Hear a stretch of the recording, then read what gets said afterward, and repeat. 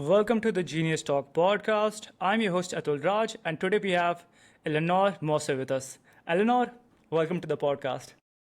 Brilliant podcast name. It's not one that people have taken up, so it's a pleasure to be here. Thank you, Atul. Yeah, thank you for the compliment. I had put some thought before naming it. So, can you tell us what do you do? And yeah, tell us what do you do? Well, the work that I did, it was so easy to put a box around it. You know, you're the founder of this, author of that, podcast host of this. But what happens when you attach your identity to your external identity and all of those things, go away? So, sure, I'm a co-founder of Truth of You and I've written books. I'm currently working on my fifth book, and my partner and I are releasing our first one as well. Have our podcast as well. We also work in quantum healing and we do all sorts of things. But instead of, especially for business people, as I've had experienced as well, there was an over attachment and over identification to what we do.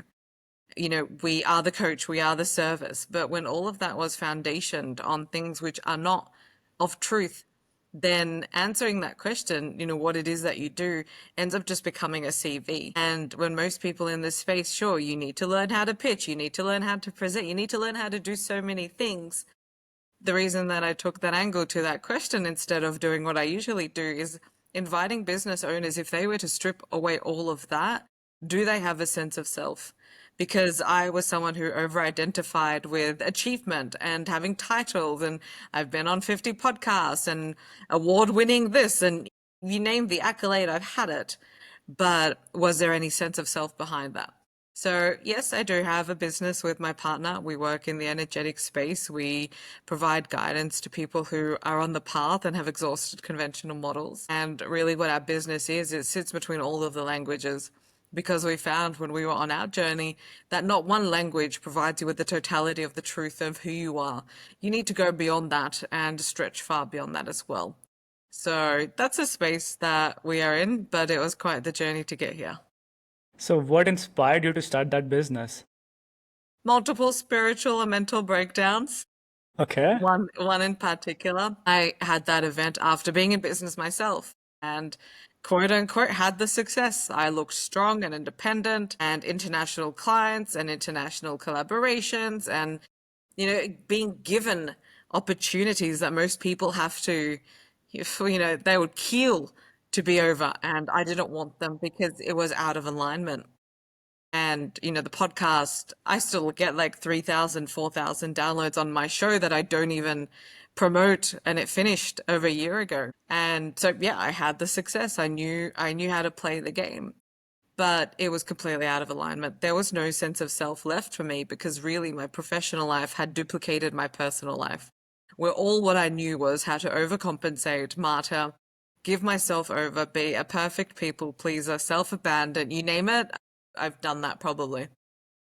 And what does that leave you is with a disassociated sense of self. So as I came crumbling down, so did, of course, the business and what I thought I was plugged into. And it was through starting my own healing journey and seeking answers that I would go from place to place to place to place, and like nothing really shifted what I needed. And I would always go back to my then best friend, now partner, who was always able to provide that missing piece, always able to shift the perspective, always able to take something that little bit further that wasn't necessarily available. And I kept on seeking for modalities and models, and I found quantum healing. Long story short, I know this is a short and sharp podcast, which is brilliant.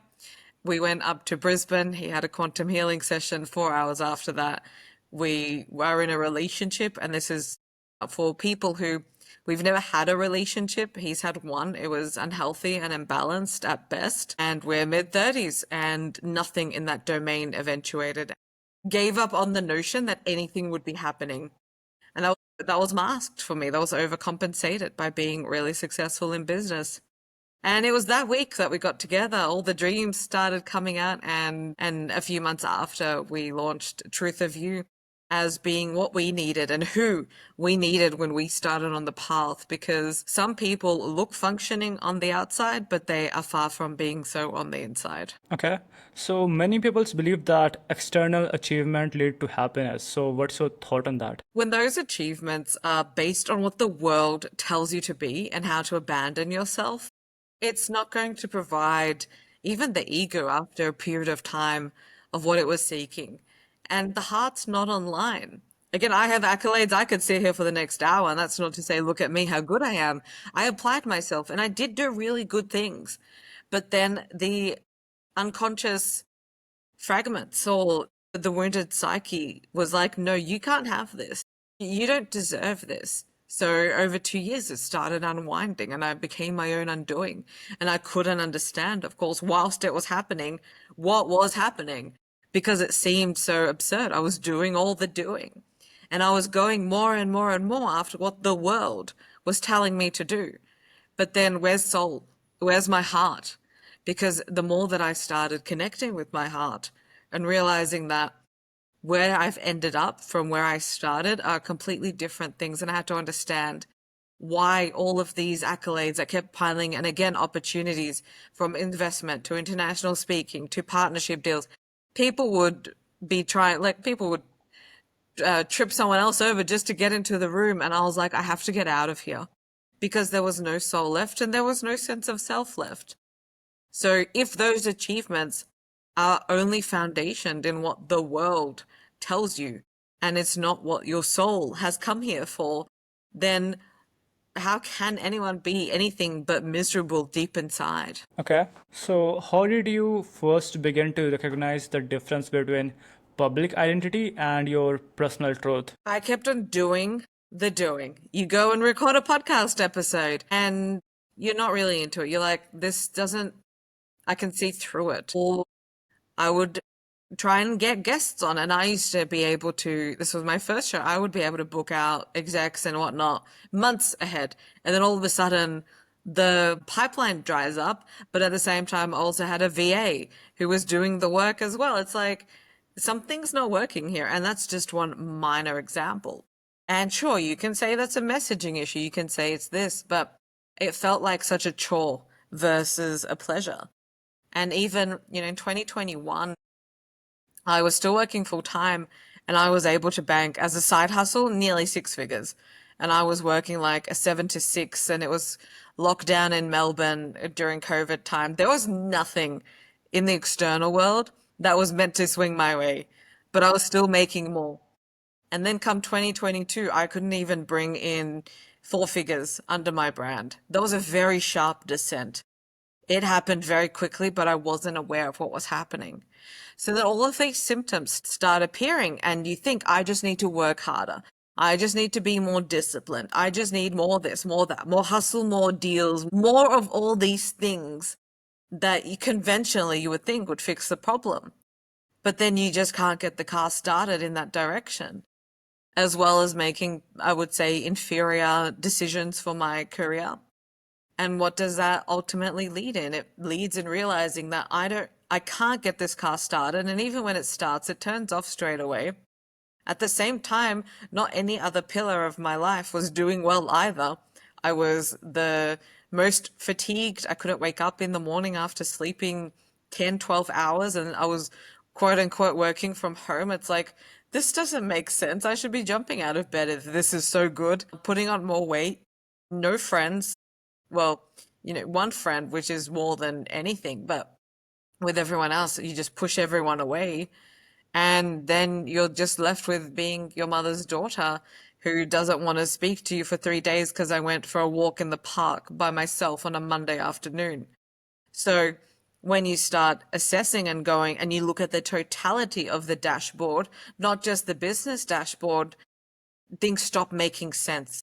Like, what do you think? Like, what's the main reason behind this? What was, and sorry, in the second half of your question, was the personal truth. Where was our paradigms? Where were they foundationed from? You can look back into childhood and there's many different types of, avenues to explore your shadow in childhood. But sometimes it goes deeper than that. It goes across lifetimes. And that's what past life regressions or quantum healing helped me understand was my soul has been the disempowered woman over and over and over and over again. And that started giving the framework for understanding what's happening in this life. So the soul didn't come in with, as we say in our book, it didn't come in as a clean slate. It didn't come in with I'm empowered, I'm this and that. It comes in fractured across its journey across the cosmos. And then you have the fracturing from the get-go. And you team that onto, let's say, parents or paternal and maternal impactors who don't honor your true self. And that can create micro traumas or big traumas. But who's to tell a 3-year-old or a 4-year-old or a 2-year-old what does and doesn't hurt them? If your mother or father denied you love in a single moment when you were a child, that is enough to cement a worldview, because that is the most threatening thing to a child for its survival. So then that continues to pattern its way into adulthood, where you will self-sacrifice, you will give yourself over to false authorities, because ultimately your deep unconscious doesn't know any different. So out of all of that, you're just trying to build something on a house of sand. You want to go big, that's fine, you can, but the foundations can't handle it. So when it all collapses and you all start seeing it for the falsehood that it actually was, you then start realizing, then where was my 8 person and where was my truth in all of this? And that's what elicited the deeper discussion to find the answers and find the languages and the models that give the answers. Which means it's all because of bad beliefs, right? You can say that. It's a bad belief. It's a false belief. Well, yeah, false belief, not Yeah, bad. it's a false belief system. And this Yeah. isn't just, oh, I think I'm not worthy, so that's why I don't have a lot of money. Like, you can't think your way into the unconscious. The basic English language doesn't go deep enough. We need better tools. We need sharper tools. We need tools that go deeper. And, of course, talking about it and bringing awareness, like this is part of it. But how did I know that, with conventional tools, that at 4-year-old, my child self made a decision that I'm not going to exist, kind of thing. I'm going to save mother.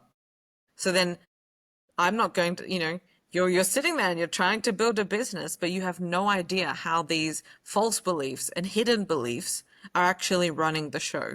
Because that's what a pattern does. A pattern patterns. It repeats itself until it is disrupted. Okay, so can you be specific, like who do you exactly help? So we do work with entrepreneurs, like I was, you're highly functioning. It seems that you're highly functioning, but really when you start stripping away everything, nothing is actually working.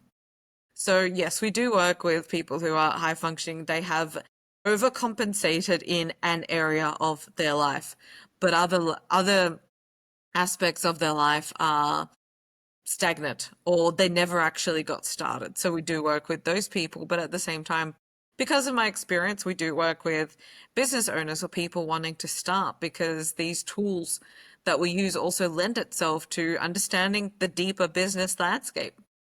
If I had, we read our charts, regardless of which model that we work with, for our own business. And we know that, I guess giving an example, in soul contract numerology, we have a frequency that makes it hard to market because it's quite etheric. It's like trying to grasp the fog.